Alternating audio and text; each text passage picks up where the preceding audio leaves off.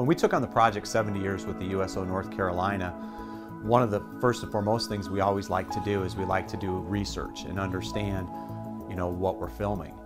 And from the moment we got down to North Carolina and started working with their volunteers, their staff members, and the USO of North Carolina State President, we found out that this is probably the most under-recognized organization that you can find.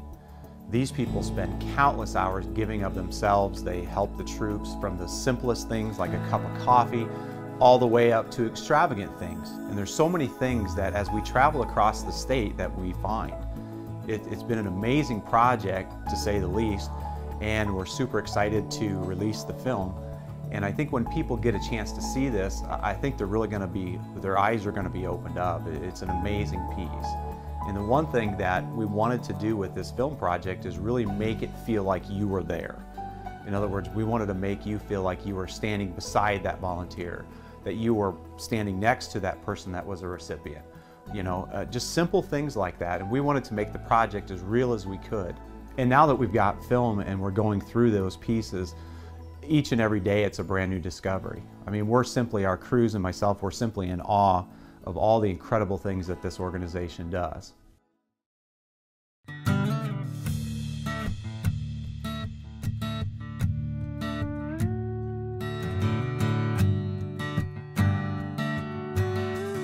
And we gathered in there with the family. The plane taxis in, the doors closed, it's completely quiet. And I looked at the wife of this young man who died. She went up to the casket and I thought, she's wearing this dress. And the first thought I had was, she's gonna hate that dress. She's never gonna wear it again. My second thought was, this is the worst day of her life. And it's important that I'm there. And they stand up on that wall, and they stand up for us all. No one knows, they don't have any publicity. You say USO and people think of something totally different than what we think of. And I think of them as the people, they're kind of like the people who got our backs. They're sacrificing it all for our country.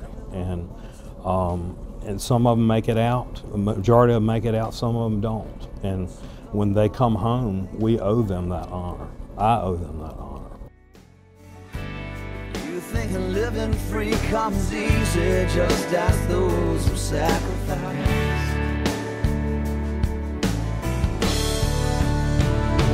As they stand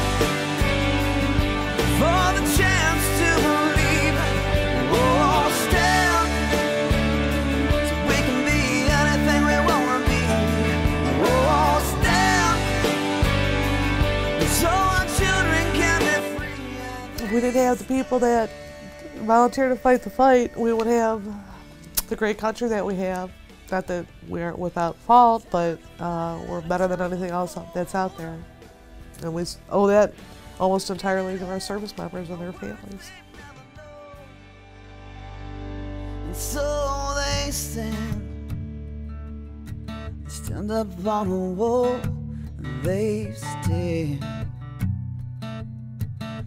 up for us all, and they stand.